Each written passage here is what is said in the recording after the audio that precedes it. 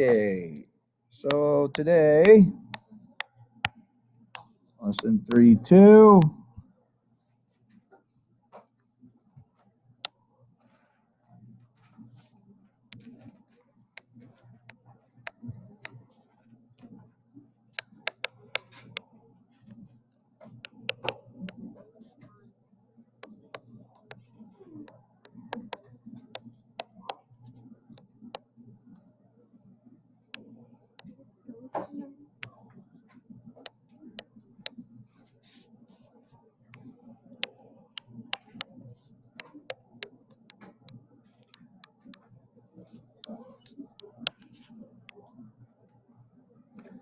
All right. Yeah, this should be fairly easy. We just got to make sure that we get our concepts down correctly, and shouldn't be an issue. Okay, multiplying decimals and whole numbers today.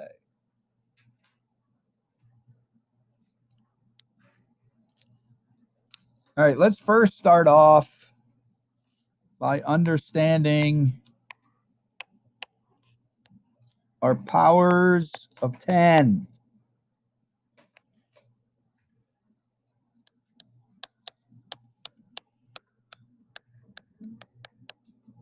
This goes back to the beginning of the year a little bit here, talking about our exponents. Okay, but now our exponents specifically are attached to the number 10. Is it fair to say that we kind of know our powers of 10? Yes? Okay. Well, then this should be a quick review. That's good. All right. So if we have 10 to the 0 power,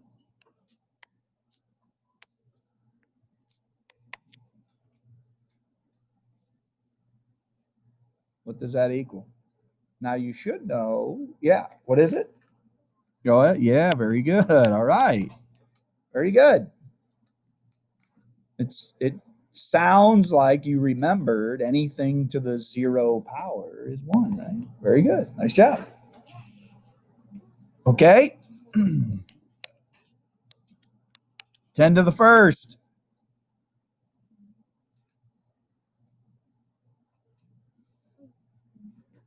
Michael? 10. That is correct, sir. I'll show you a little trick here in a minute. 10 squared. Zach? 100.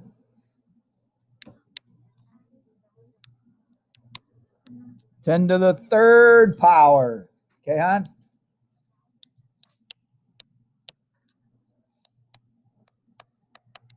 10 to the fourth. Grayson? No. Emma? 10,000.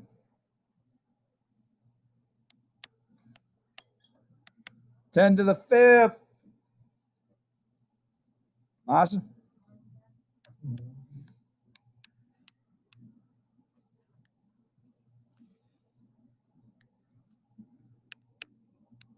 And 10 to the sixth will give us our million.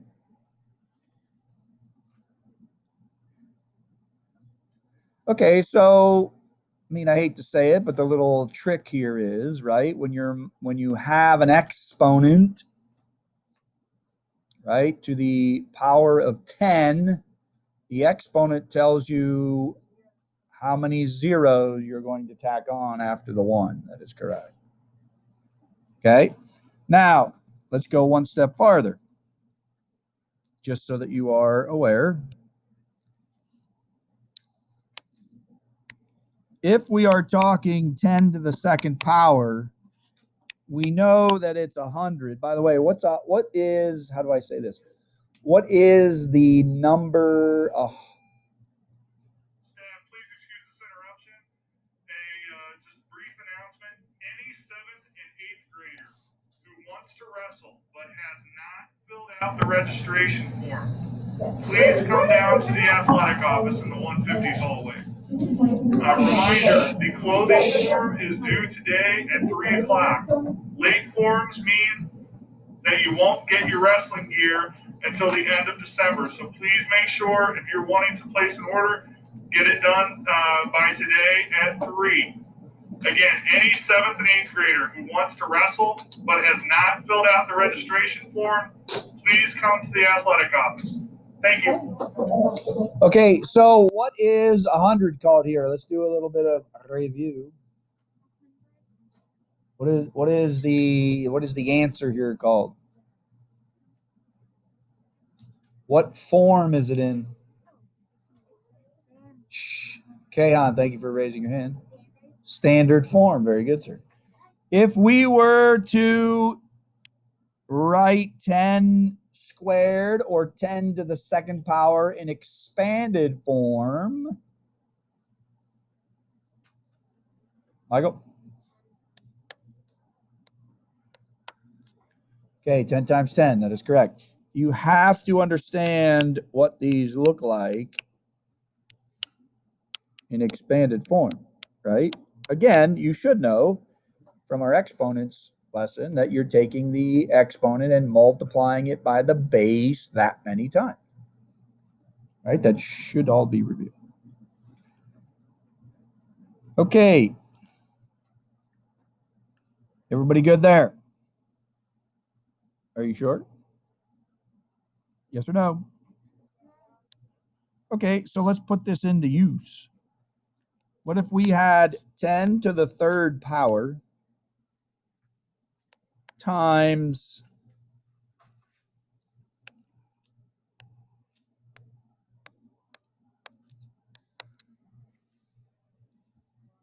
825,000? Now, without doing any math, this is why we're doing this, okay? Questions like this, you should be able to do without writing it down. Well, let me show you. Okay, so hopefully at the moment you're thinking, okay, I got to do this. Right? All right. Now, when you multiply something by 10, the decimal moves which way? Not with it. Decimal, listen. When you're multiplying something by 10, which way does the decimal move? Do you know? Ian, it moves to the right. How many places? Once. Okay. If we're multiplying something by 100, the decimal place moves to the right. How many places? 2 places. Now, if we're multiplying by 1,000, 10 to the third, children, you just move the decimal 3 places over. This is 825. You don't have to do any math. You can mentally do that in your head. This, I'll be honest with you, this is not to be expected. You should not have to do that. Okay? Especially if we're multiplying by a 10, 100, 1,000. 10,000, the decimal is going to move to the right 4 places. 100,000, it's moving to the right 5 places. 10 to the 6th power, which is 1,000,000, is moving the decimal point 6 places to the right. Okay, now what I want you to take notice of is the exponent is a positive number. Okay, we are not dealing at the moment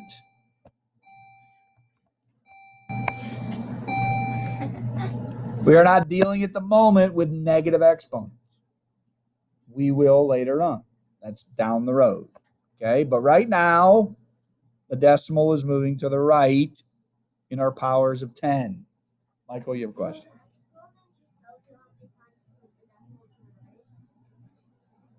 At the moment in the powers of 10, that is correct.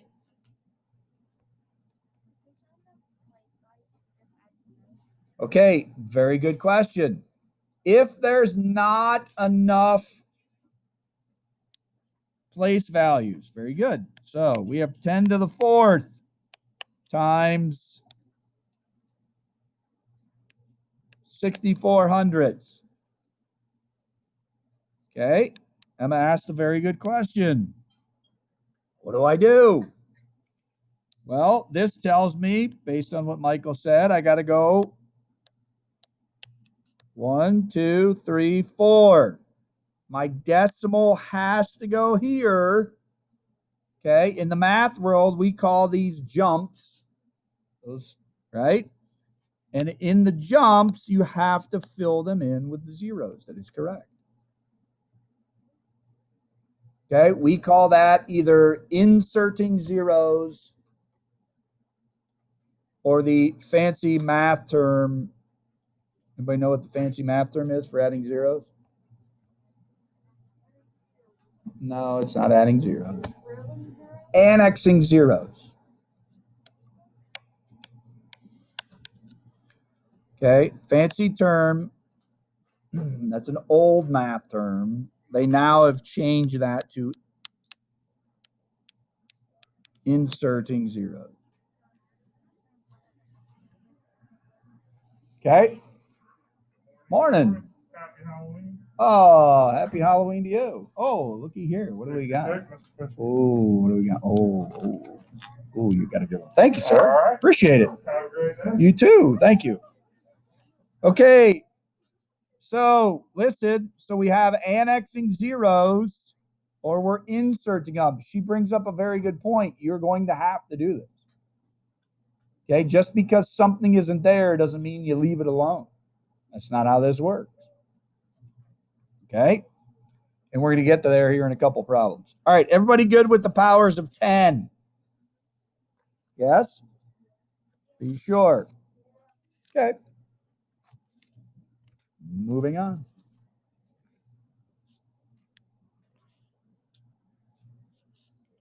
All right, so we're going to multiply a decimal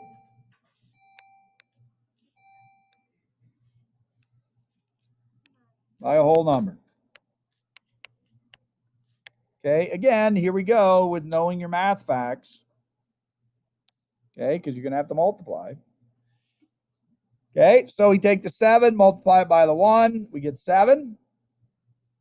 7 times 9 is 63, carry the 6.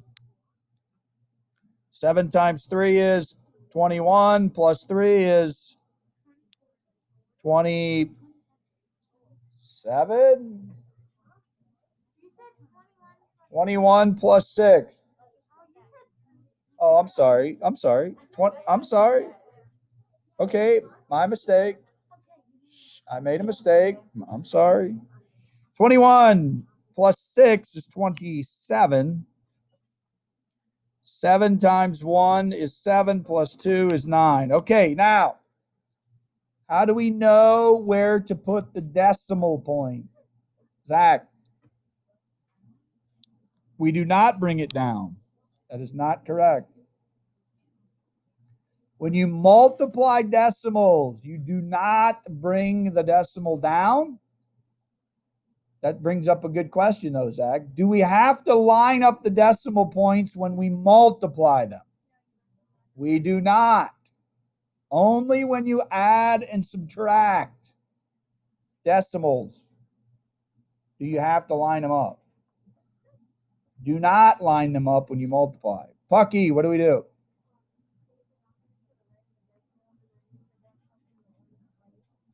Okay, very good. Here's what he said. He's absolutely correct. In your factors, 13 and 91 hundredths and 7, you look to the right of the decimal point. You count up how many decimal places you have. In this one, we have 2. Where's the decimal point on 7? Or is there one? Cole, do you know? No. There is none. Oh, yes, there is. See, we don't know this. Anytime, you're not listening. Anytime that you have a whole number, children, we don't write the decimal point because it's a whole number. But there is one there.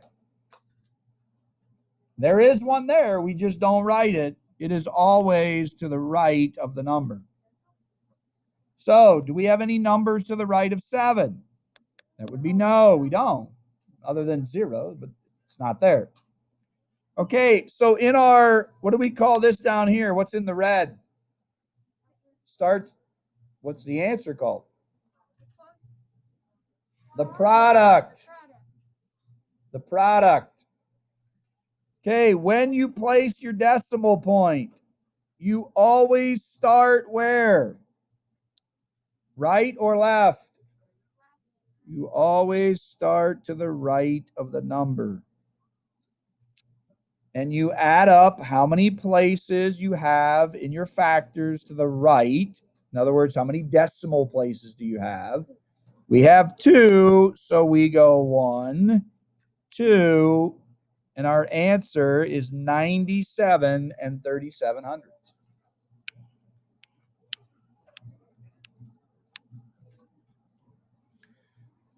Okay, some of you will make the mistake of starting on the left. I don't know why. You always start on the right and move to the left. In this example, that doesn't happen that often, though. You're right. Okay. All right.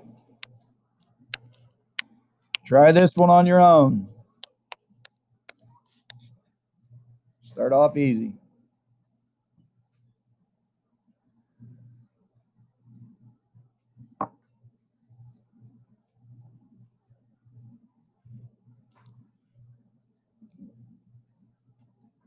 Well, this shouldn't take long, children. We're just multiplying some single-digit numbers here.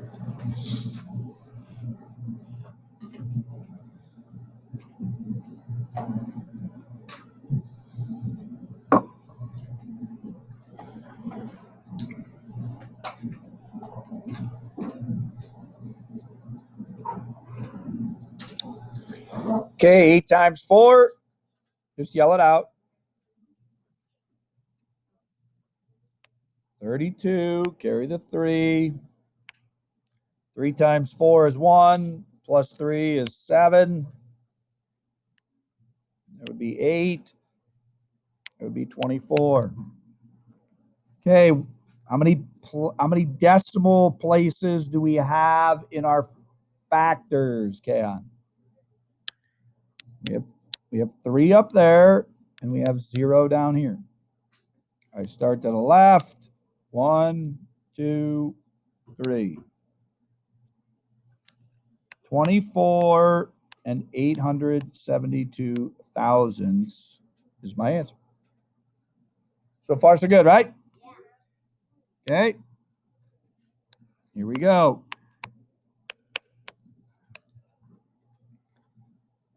Now, when we do this, looks very similar to what we've been doing.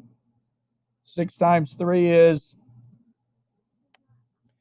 18. Carry the 1. 3 times 1 is 3. Uh-oh. I don't have any more numbers to multiply. How many decimal places do I have in my factors? I got 3. Okay, I have to go 1, 2, 3. My decimal has to go here. And again, this is one of those times where Emma brought up earlier, you have to insert a 0 right there. Sometimes you got to do it on the back end. Sometimes you got to do it on the front end. Okay, so our answer here would be 48 thousands. Okay, we had to insert a 0 here to make it work. So far, so good? Okay.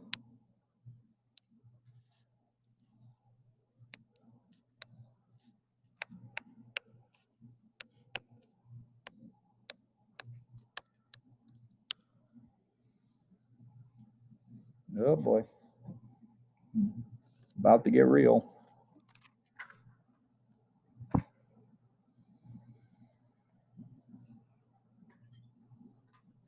Okay, what do you notice here? Now, hang on. Let's talk math terms. What do you notice? What have you learned? What have you learned that you can't forget? There should be something glaring up here. Zach? There is a variable. It's very nice you know your alphabet. That's nice. No, in all seriousness, what else? Chen, you have the distributive property here, children. Oh, that's right. That's back in lesson 1-4, chapter 1. We're on chapter 3. You can't forget what you have been taught. You have to distribute. So in this problem, you've got to multiply these. They're incorporating lesson 1-4 with 3-2. I'm trying to point this stuff out to you, children. It's not going to go away. So we better get this for the first one, right? Because there's nothing you can do unless they would give you the value of n. Nice. Look at that. I know who you are. Yes, I do believe in miracles.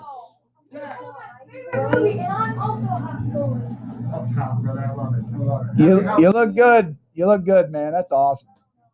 That's awesome. I don't have my old gear. I'd pull it out, but nah, I don't think so. Not anymore. Okay, buddy. Take care. Dress warm. Okay. So listen, children. It's called an elevator. Okay. So guess what you have to do over here? You got to do a little side math because you can't do that in your head. Right? Okay. Plus, this comes out to be 91 10,000s. Okay. Is there anything else that you can do to that? No, this is your answer.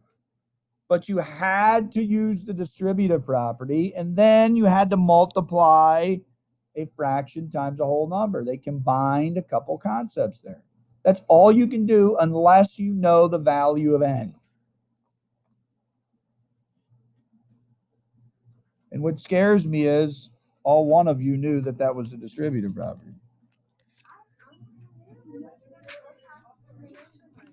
Yeah, I know. Sure.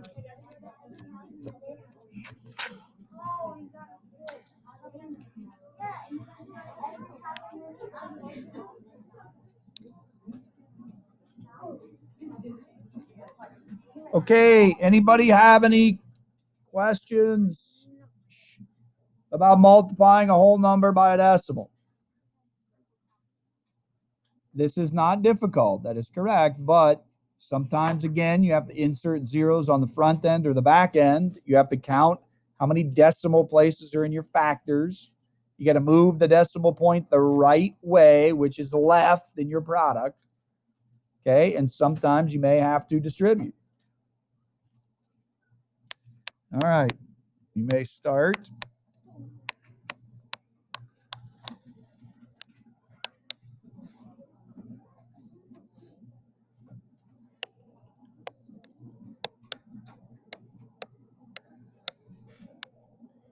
Do 9 to 53, the odds.